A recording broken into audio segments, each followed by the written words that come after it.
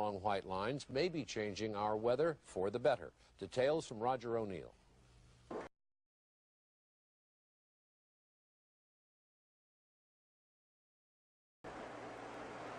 The exhaust from jet engines, usually seen as long, thin trails of white clouds behind high-flying jet airplanes. The exhaust from jet engines, usually seen as long, thin trails of white clouds behind high-flying jet airplanes. The exhaust from jet engines, usually seen as long, thin trails of white clouds behind high-flying jet airplanes. The exhaust from jet engines, usually seen as long, thin trails of white clouds behind high-flying.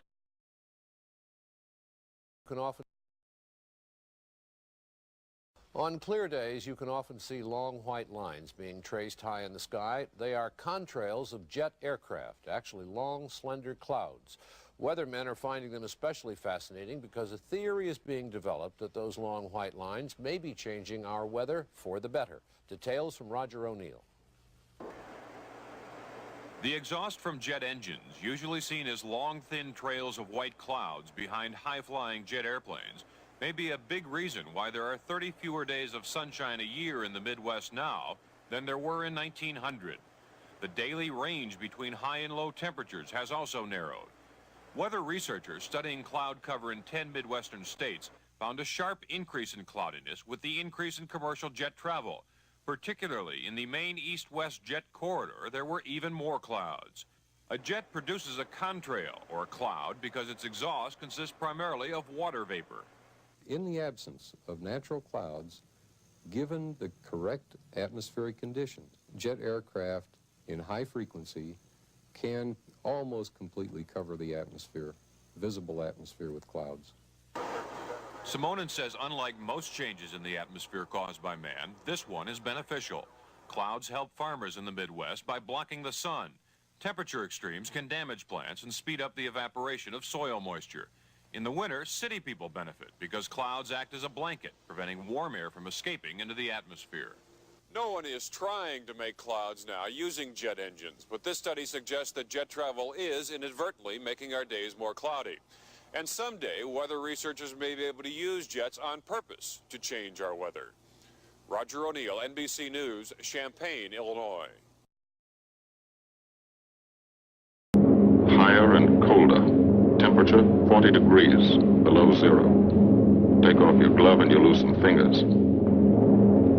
You look out at the strange world beyond. Reflections in plexiglass, like nothing you ever saw before, outside of a dream.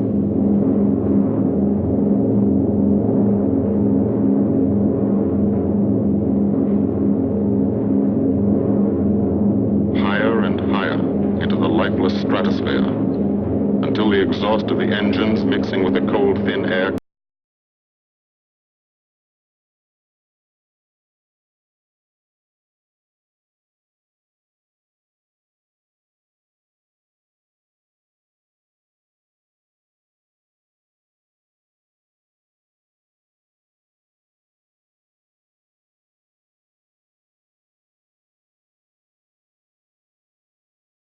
condenses and streams the heavens with vapor trails.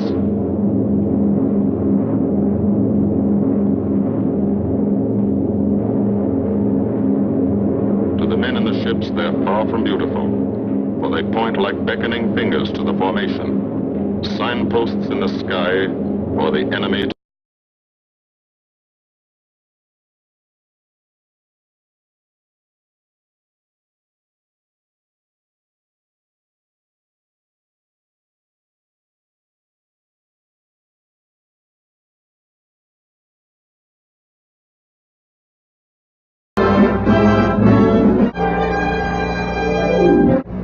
weather cleared and the Air Force took to the skies to bomb and strafe and fight the rejuvenated Luftwaffe to the ground.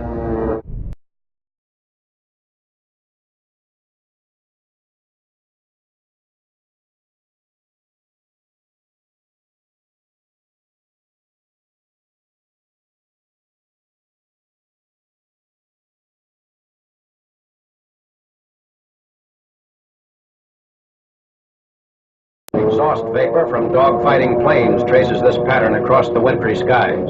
Up to 1st January, our aircraft had destroyed 823 German planes.